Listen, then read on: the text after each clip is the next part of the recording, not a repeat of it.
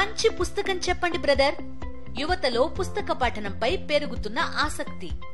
పూర్తి వివరాలకు చదవండి రేపటి సాక్షి హైదరాబాద్ ఎడిషన్. 12,400 కోట్లు అన్న నువ్వు ఇచ్చిన లిస్టే. పంప్డ్ స్టోరేజ్ యూనిట్ అట. అది తెలంగాణలో పంప్డ్ స్టోరేజ్ పాలసీ ఉందా అండి? పంప్డ్ స్టోరేజ్ అంటే తెలంగాణలో పాలసీ ఉందా? మరి ప్రపోజల్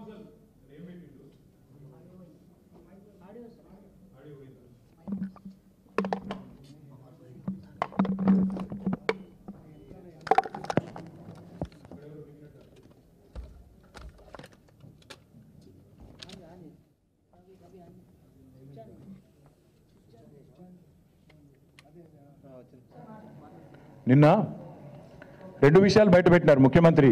ఆయన ఇచ్చిన లిస్టులోనే 2 విషయాలు బయటపడ్డాయి. ఒకటి పంప్డ్ స్టోరేజ్ యూనిట్. తెలంగాణలో ఇంతవరకు ఆ పాలసీ లేదు. మరి పాలసీ లేకుండా అదానికి కాడికి వెళ్ళి పైసలు ఎట్లా తీసుకుంటా అనుకున్నావు? పాలసీ లేకుండా ప్రపోజల్ ఎట్లా తీసుకున్నావు? నెంబర్ 1.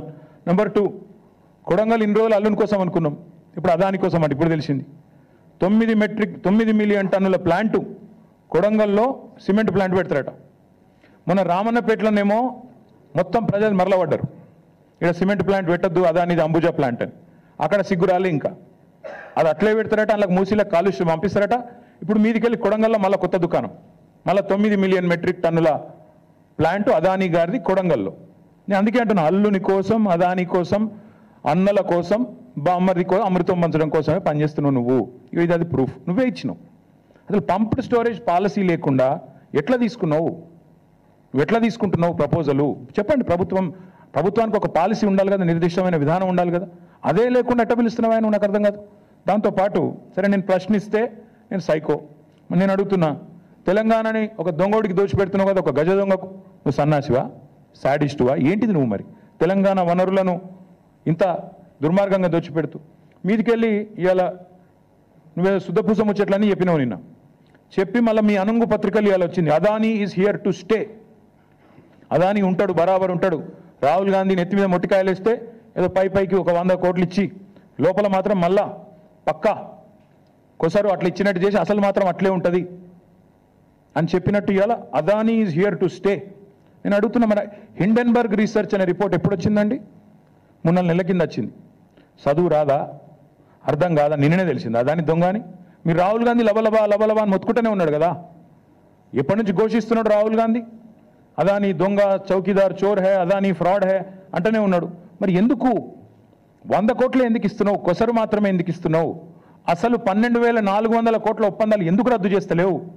మేమేదో చేసినామంటున్నావు, అవి కూడా రద్దు చేయి. మేము వద్దంటున్నామా? మేమేదో చేసినామంటున్నావు కదా, మేము చేయనే లేదు. మైక్రోసాఫ్ట్ ఇది అదాని అంటావు, నీ పరిజ్ఞానం అది. ఒకటి మాత్రం పక్కా, ఈ ముఖ్యమంత్రి ఆయన ఇంటి పేరు మార్చుకోవాలి. ఆయన అనుముల కాదు, అబద్ధాల రేవంత్. ఇంత పచ్చబద్దాలు చెప్తాడండి ఎవడన్నా ముఖ్యమంత్రి అంటాడు? ఇంత దుర్మార్గమా? మైక్రోసాఫ్ట్ డేటా సెంటర్ని పట్టుకొని అదాని డేటా సెంటర్.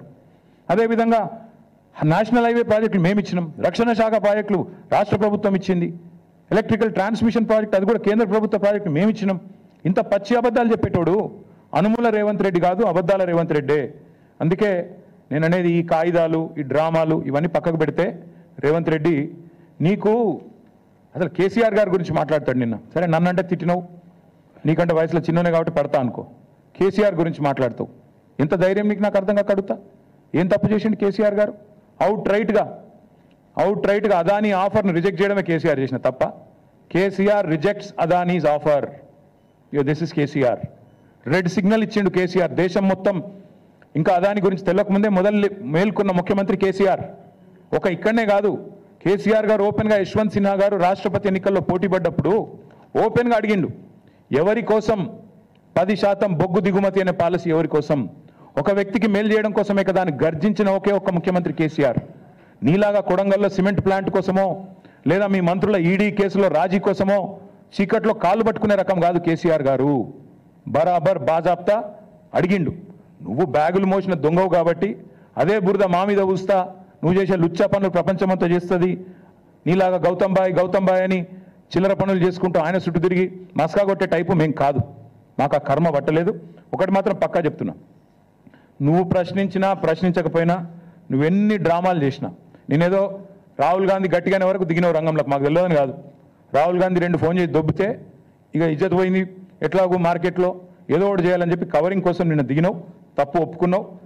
అదాని నుంచి 100 కోట్ల విరాళం ఏదైతే తీసుకున్నావో చెంపలేసుకున్నావు.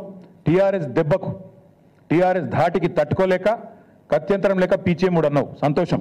కానీ 12,400 కోట్ల పెట్టుబడి ఏదైతే అందులో నీ వాటాలతో సహా మీ పెద్దలకు మూటలతో సహా ఏదైతుందో దాన్ని కూడా ఖచ్చితంగా రద్దు చేయాల్సిందే.